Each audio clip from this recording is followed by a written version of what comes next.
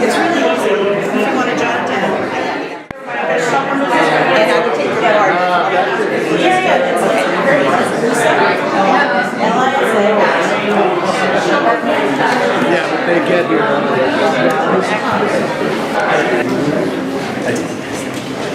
Thank you all for attending this morning. My name is James Ellers. I have the distinct honor and privilege of serving as the campaign director for the Citizens Against Nuclear Bombers in Vermont. Sadly, this organization has to exist. I can't tell you how unfortunate it is and unthinkable that in all places, Vermont, that we would need to organize as such. But we have, and here today we have several speakers to explain why this effort is necessary. And I would like to start with our spokesperson, Ben Cohn. Thank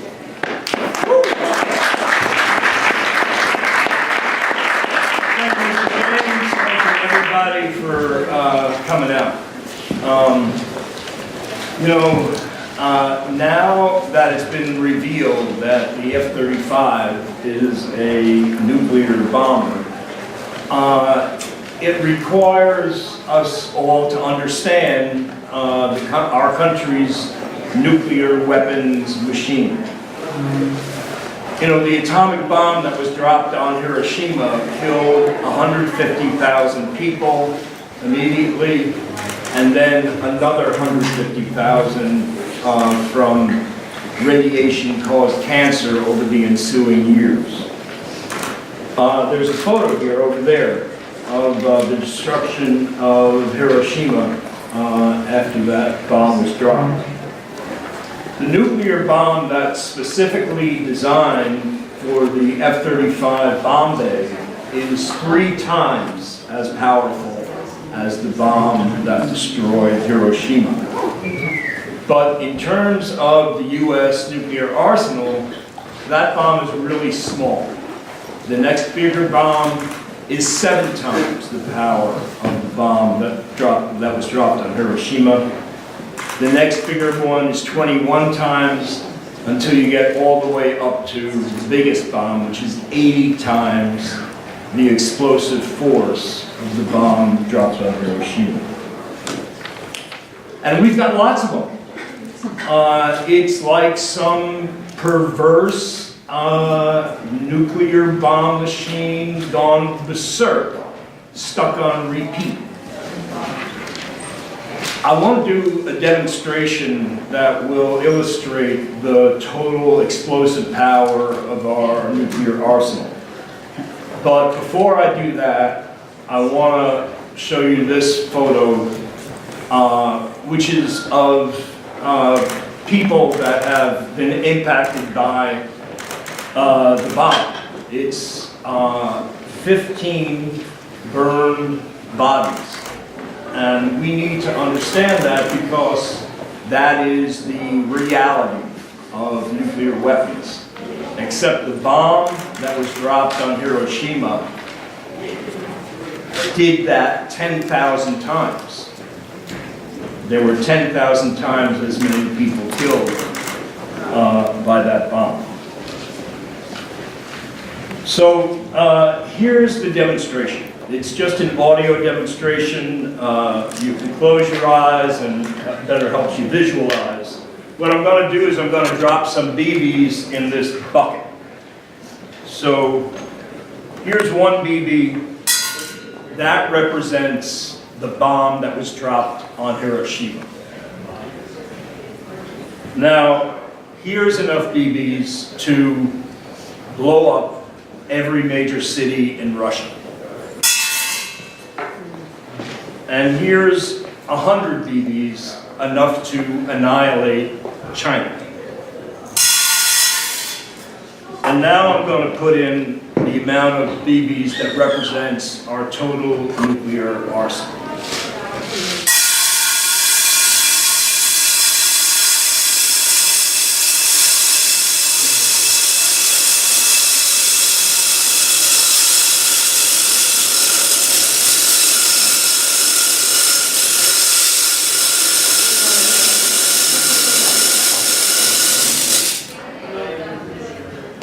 That was 10,000 BBs, the equivalent of 10,000 Hiroshima bombs. You know, and now we're building a whole new generation of nuclear weapons. That's crazy. Colin Powell, former chairman of the Joint Chiefs of Staff, said that the one thing that I convinced myself after all these years of exposure to the use of nuclear weapons is that they were useless. They could not be used. That's because they would kill too many people, and if we used one, then the other guys would send one to us. The trillions of dollars wasted on these weapons of mass destruction could be used to improve our quality of life here at home instead of preparing to kill hundreds of thousands of people like us in other lands. Somebody, somewhere, has got to do something. Somebody has got to say, this is enough.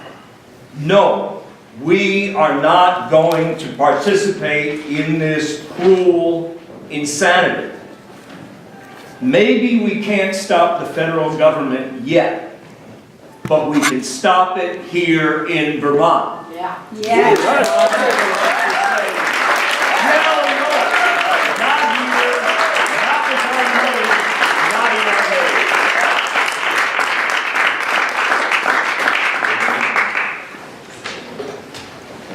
Thank you, Ben, and thank you for being one of those people willing to stand up with what right now is an unpopular position, but we expect once people hear more about why we're here, it will become more popular. As a veteran myself, I'm honored to introduce our next speaker. It's always a privilege when you get to use your military service to make peace instead of war, and there's a person here that I know that shares that sentiment, Colonel Greco. Thank you.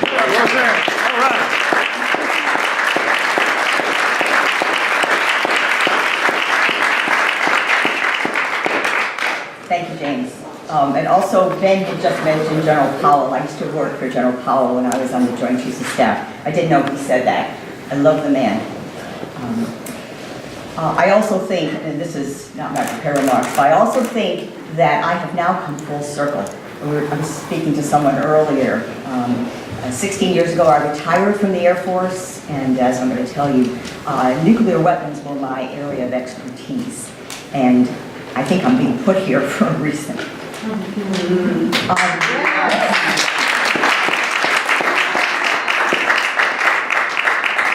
now for the prepared stuff. So the Department of Defense has designated the F-35 as its newest nuclear bomber. They announced this in their 2018 Nuclear Posture Review, which is the document that outlines the Pentagon's nuclear targeting strategy and provides details about U.S. nuclear weapons. Needs to work on it.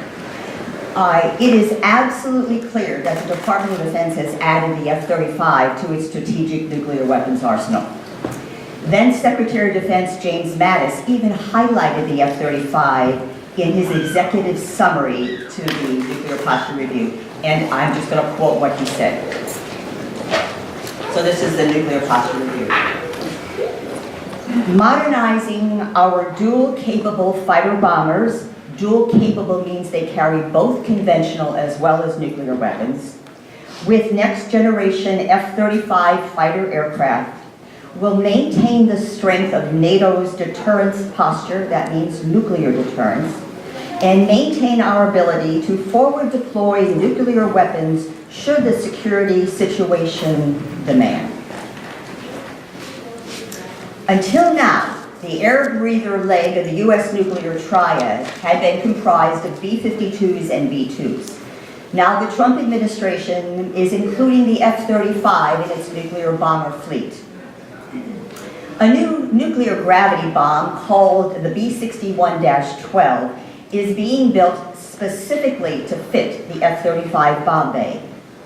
The bomb, which is actually quite small compared to other nuclear warheads we and other countries possess, is still over 3 times more powerful than the nuclear bomb we dropped on Hiroshima, which killed 150,000 people.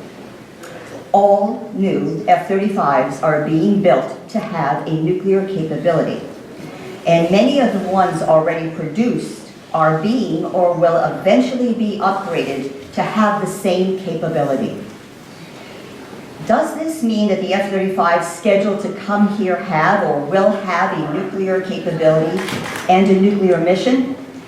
The real answer is classified. So many Vermonters will likely never know for sure. In fact, most Vermonters didn't know that the Vermont Air National Guard had a nuclear mission and carried nuclear weapons in the past. Did you know that?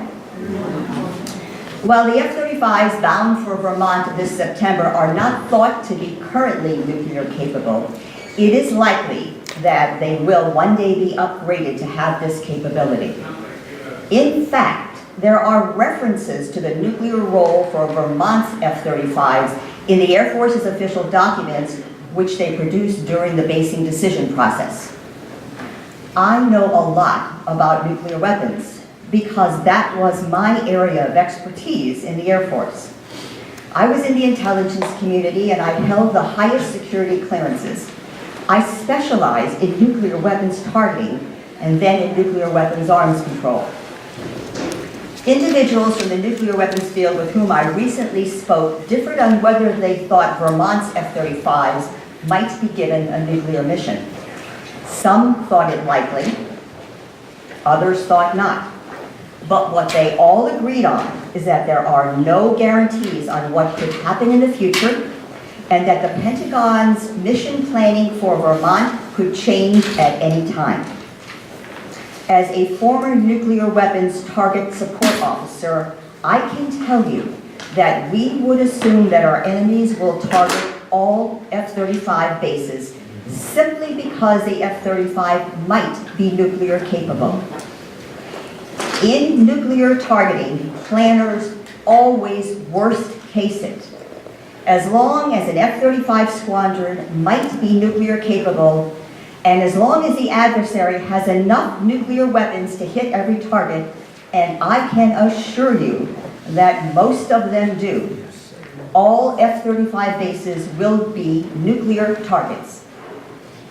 Given the uncertainties and the catastrophic consequences if we misjudge and get this wrong, it is insane to continue to support basing the F-35 in Burlington and cause Vermont to be a nuclear war target. Nothing is worth taking that kind of risk. Thank you.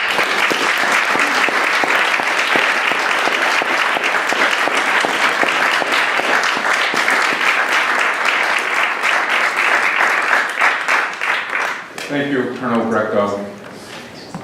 Thank you for all the risks you've taken personally to bring this message to the forefront. There's another individual here today. There's no absence of courage up here at the podium.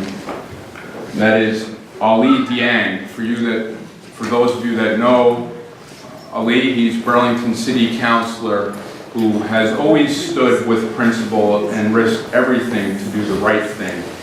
Ali, please join us at the podium, my brother.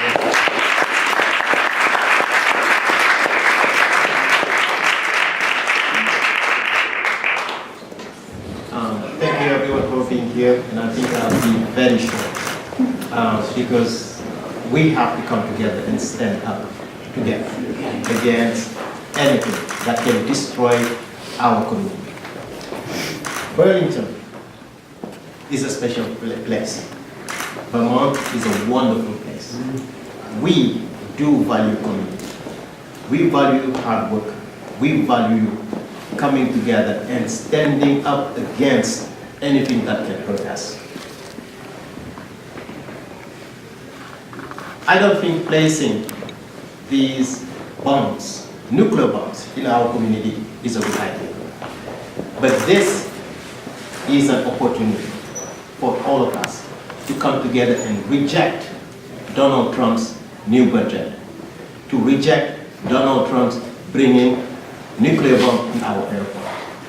Together we are powerful, and together we are stronger.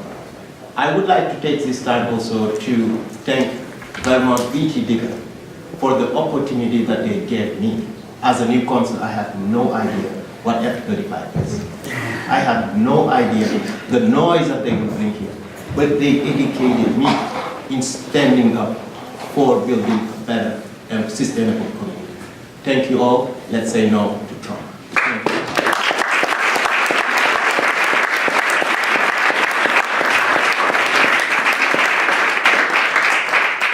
Thank you, Ali. Not only are we going to say no to Trump, but we're going to say no to a war economy. And the next person who will join us here at the podium is someone who's dedicated her entire life to working towards a peace economy. Something extremely hard to do, especially in the age of Trump, where the emphasis is put on hate and destruction. Here we have our antidote to that. Rachel Siegel, Executive Director with the Vermont Peace and Justice Center. Rachel, thank you for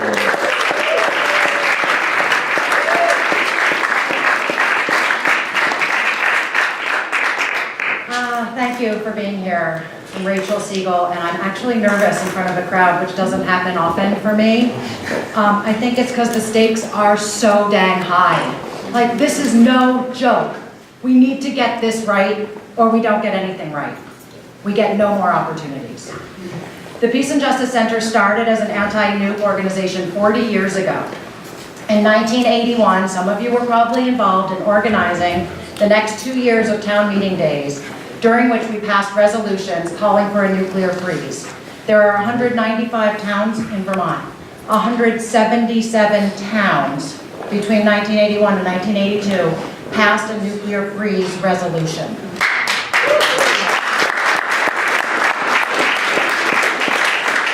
Vermonters wanted it then, and Vermonters want it when? Now.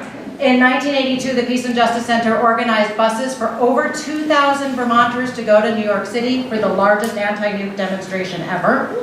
Any of you there? Yeah, right on. Vermont had the highest per capita rate of any state at that protest. Vermonters wanted it then, and Vermonters want it now. And you know, Ronald Reagan listened. A lot of people don't remember this, but he started dismantling nuclear weapons as a result of the people speaking out. He started slowing down the arms race. So the people of Vermont spoke, and we're speaking again now. Nuclear weapons must be abolished. And to many people, that sounds way out there, right? That sounds pie in the sky, that sounds like the radical fringe, right? How could we ever do that? And yet, we banned landmines. People said the same thing about landmines. There's no way we'll ever get rid of them. We got rid of them. And they said the same thing about chemical warfare, and we abolished chemical weapons. And they said the same thing about biological warfare, and we abolished biological warfare. So how were they abolished? People power. We did it. We've done it before, and we can do it again. So Vermonters, we know, have been at the forefront of a lot of national change. We think about marriage equality, we think about healthcare reform. Vermont's changed the course of politics and social justice far beyond the borders of our state, through bold commitments to what is right, even when it doesn't seem plausible. And I'm proud of that. So let's be at the forefront again.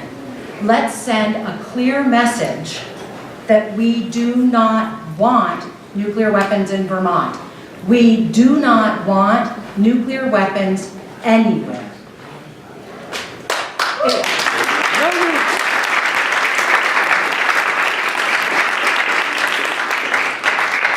It won't be easy and it won't be quick, but it must happen, and it can happen, and it is happening now.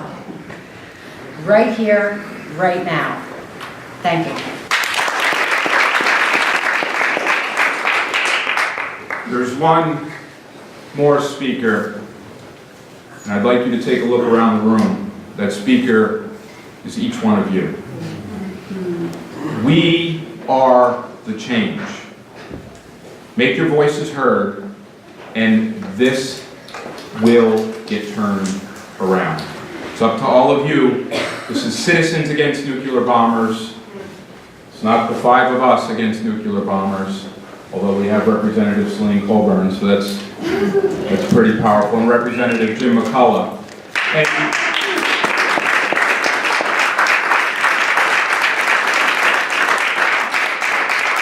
And Representative Brian Chena, who's put in a resolution asking his fellow legislators to join all of us in stopping the proliferation of nuclear weapons here in Vermont, and we're looking forward to that being introduced in the House shortly. So I encourage all of you to go to the website, CANBVT.org, share it, sign the petition, and together we can be the change that we want to see. One last word before we take questions for any of our speakers, and that is, be kind to the people who oppose us. Be kind. Be compassionate. They're afraid. They don't know what the future can look like. They only know what the past looks like. Be kind, be compassionate, continue to be fearless, because you, my friends, are the people who are planting the trees under whose shade none of us will know, but everyone will know. Thank you for coming out today. If you have any questions for our speakers, please, now would be the time. Colonel Greco or whoever is most appropriate to answer this question. This group has officially launched. The F-35 is scheduled to arrive in Vermont in the fall. What is the next concrete step your group plans to take to prevent them from coming? Renee, thanks for the question. The next concrete step is we're going to continue to organize, and as we pointed out, Representative Chena has a resolution that will be introduced in the House.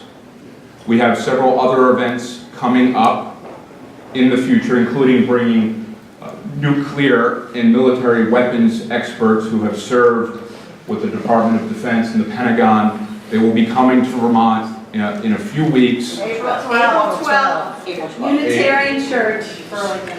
Team sport, thank you. 5:30.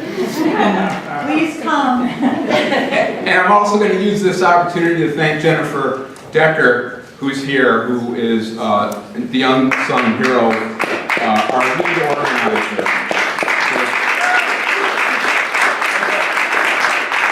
Making sure I don't make a fool of myself despite my best attempts to do so.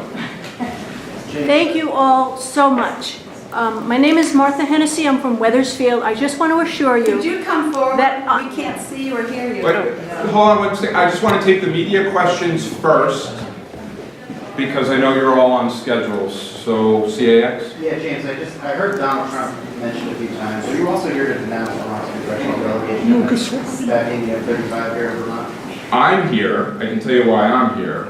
I'm here to make sure that we do not host a nuclear weapons platform in this state ever, regardless of party or person. If any of the other speakers would like to address that. Yeah, sure. I mean, this was on track before Donald Trump, so I'm just curious why Right. wasn't talking about Donald Right. Trump? And yes, it was. And I've been researching this for 7 years. And I just found out very recently about the nuclear component of this. The Air Force never told us that the F-35 would have a nuclear capability, much less a nuclear mission. So I can't speak for Senator Leahy, Senator Sanders, Representative Welch. Took me by surprise. I don't want to say I'm an expert in the F-35, but I would assume it took them by surprise too.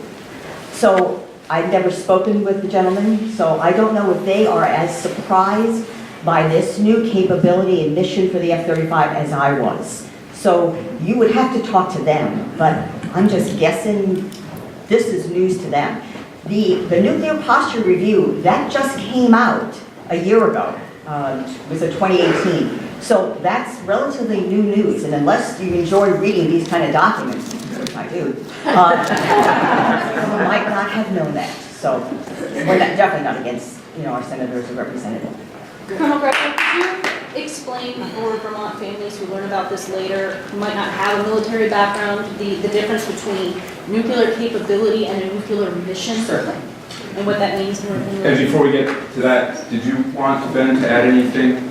I will just further add, if we can't stop the F-35 nuclear bomber from being based at a commercial airport, then how are we going to stop Trump from using it? So just consider that. Yes, and actually, let me just, before we anybody talking, yeah, because Donald Trump, a week after he took office, directed the Pentagon to redo the nuclear posture statement. So this is his. The F-35 only came into our strategic nuclear arsenal after Trump took office. So anyway, so you were talking about capability versus mission or role. Just to explain to folks who hear this later tonight and are wondering the connection, because as you said earlier, it's classified whether or not the F-35 fighter jets that are scheduled to come to Vermont will have these weapons or could have these weapons. Could you kind of explain that to folks who might not have your background? Sure. So there are a number of aircraft in the inventory that have the physical wiring to carry and drop a nuclear bomb. Right? Only 2 of them, until now, had the mission to do it. The mission is that's their job. That's their primary role. So not only do they have the physical capability, now they have the job to do it. Up until now, it was the B-52s and the B-2s. Now it's also the F-35. That is categorically different than, say, the F-16 that has the nuclear wiring, but never had a mission, or was never in the planning. See, that's the difference.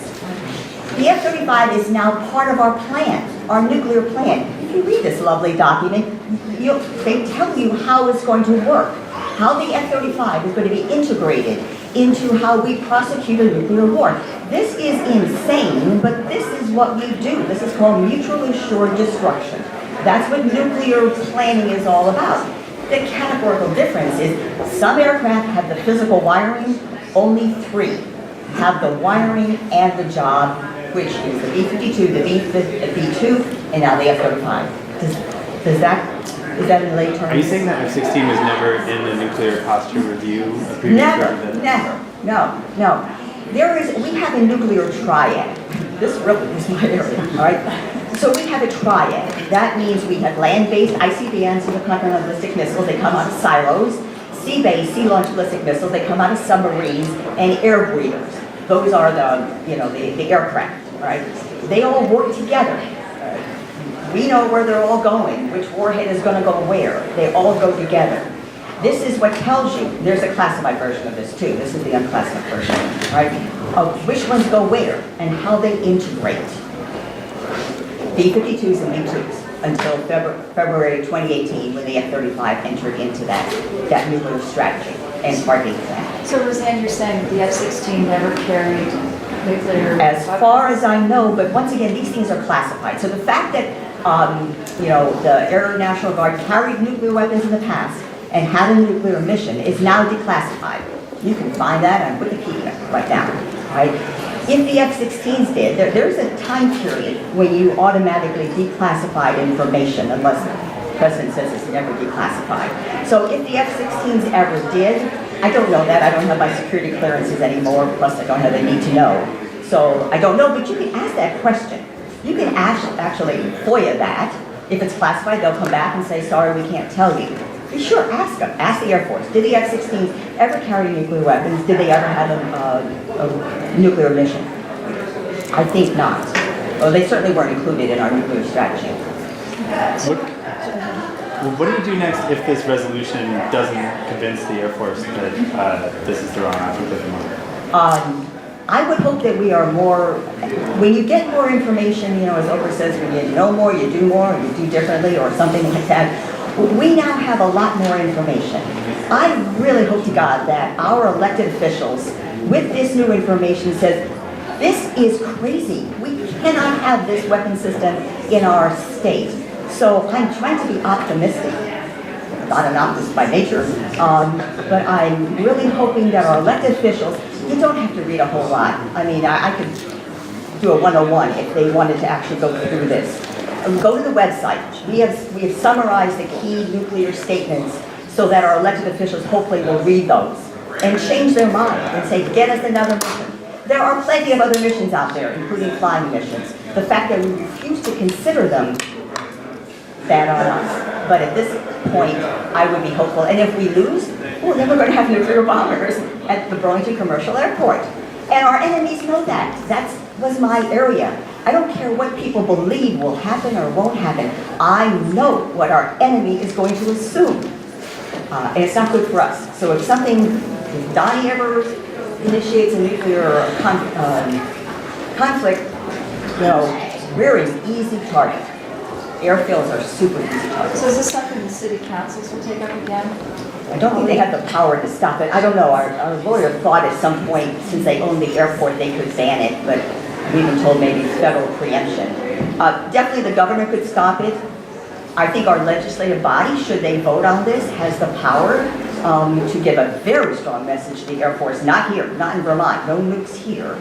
And obviously Senator Leahy or Senator Sanders could stop it too. How much legislative support is there, Sam? Do you have the backing to match and Nancy Johnson? I don't know the answer to that question. I think the resolution is just coming forward after a week of people being away and committees working hard to meet the crossover deadline. So I don't think we've had enough of a conversation among legislators to be able to give you a good answer to that. But I expect that's coming in the next coming weeks. You expect it will pass? I really can't predict the answer to that without having the conversations that need to happen. It's really very realistic. A lot of us are just learning about this resolution. I think it should pass. That's why I'm up here, standing here today. I've represented constituents for the last 5 years who are, and I see many of them actually here in this room, who are in the flight path. First as a city councilor and now as a representative, I've represented, hundreds of Vermonters who are in the flight path of the F-35 who have already had significant concerns about noise impacts, about environmental impacts, about health impacts, and now have to worry about living in the shadow of nuclear bombs. So I can't tell you if it will pass, but I can tell you wholeheartedly that it should. Have you heard anything from Senator Leahy or Senator Sanders, or has anyone in the group reached out to them? Well, for 7 years, we've been trying to talk to them. Neither Senator Leahy nor Senator Sanders has ever agreed to speak to any of the opponents. I was on the chair of the city council at the time that this came up, and they wouldn't even speak to me as chair of the city council. So I don't know if they've ever spoken to anybody here. They certainly haven't ever responded. I'm happy to reach out again. I'm hopeful that this is a new organization with new information, and that reasonable people can understand that we shouldn't be pitting Vermonter against Vermonter based on jobs, when what hangs in the balance is the proliferation of nuclear weapons. So,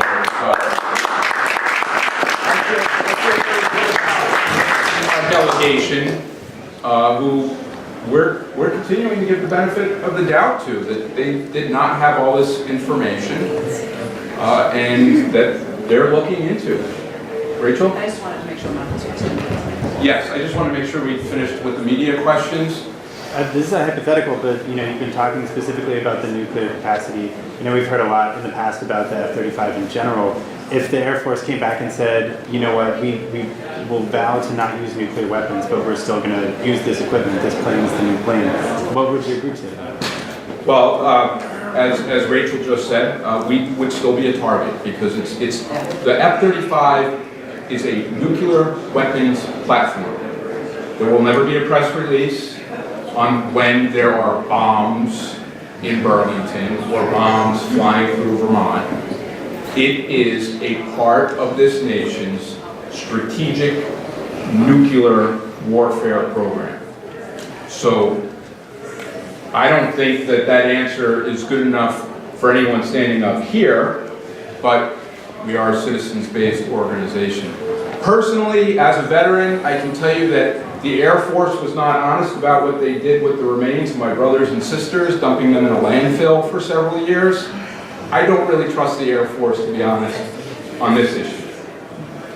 And they will tell us it's about national security. So it's quite James- possible that the bombs could be picked up in another state. Most likely.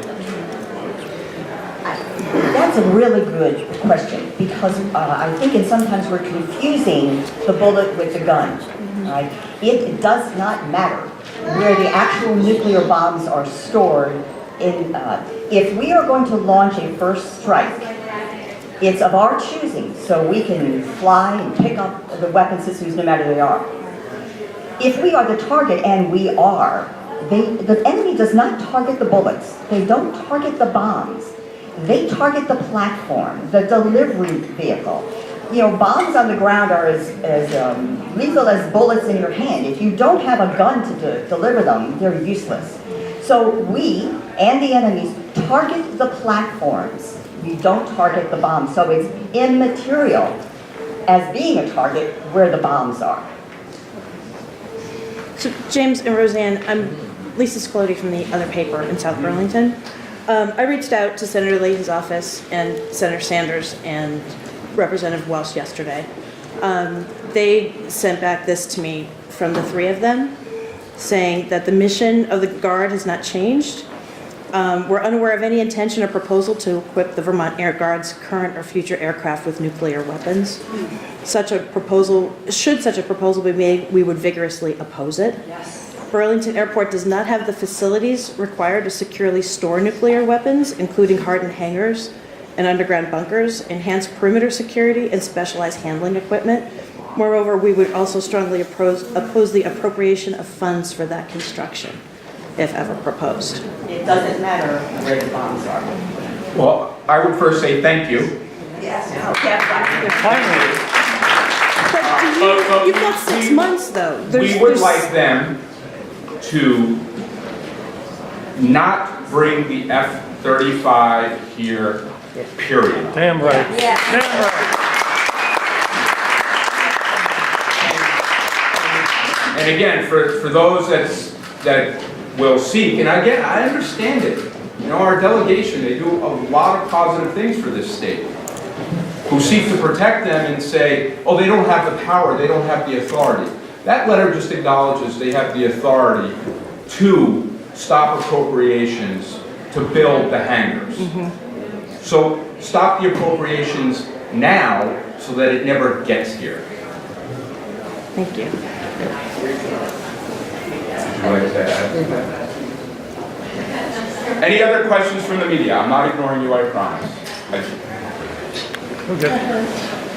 The floor is yours, Ms. Hennessy. So the nuclear posture review. My name is Martha Hennessy. I'm from Wethersfield, Vermont. And the nuclear posture review has to be reviewed by each incoming new administration. The Trump administration has made some changes to that. I am under federal indictment right now. I am facing 25 years in prison. I'm wearing an ankle monitor. I walked onto the Kings Bay nuclear submarine base in Georgia. We are trying to get the nuclear posture review into the federal courts. We are trying to get the nuclear arsenal put on trial in the federal courts to find out whether we can give expert testimony or not to the legality of these weapons. Thank you all so much.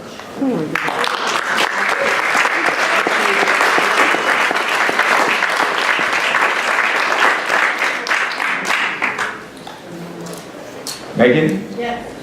This is not the first time that the State House has taken up, the legislature has taken up the F-35 issue. It's in 2011 or 2012, I'm sorry, I don't recall the exact date, that the legislature passed a bill expressing support for the F-35 as long as there was no negative impact on the health and safety of the monitors. So I really encourage Celine Silvern and Brian Sheena and the other sponsors of the bill, supporters of the bill, to go back to that language and look at what is already there. Yes. Very good.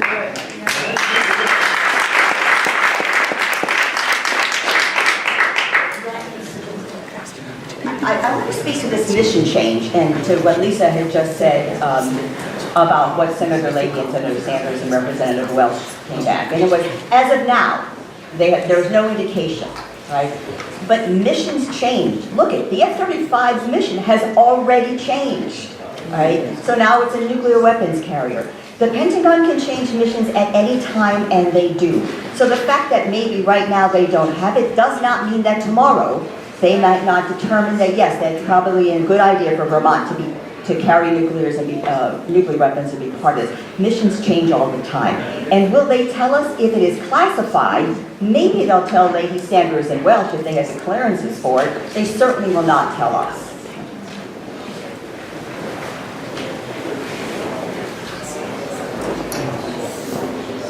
Well, with that, one final unscripted note. There is another individual upon whose shoulders we stand today that sued the government in the late 50s, early 60s, late 60s. Jonathan Galloway is in the back of the room. Jonathan, thank you for your courage.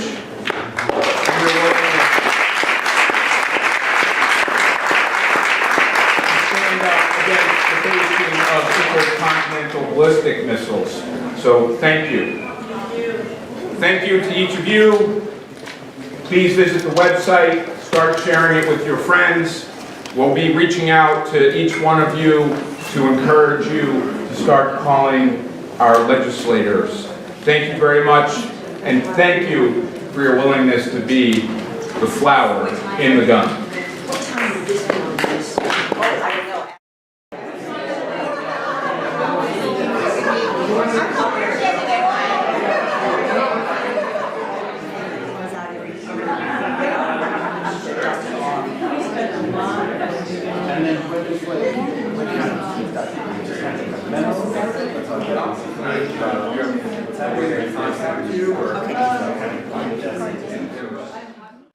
A lot of people don't remember this, but he started dismantling nuclear weapons as a result of the people speaking out.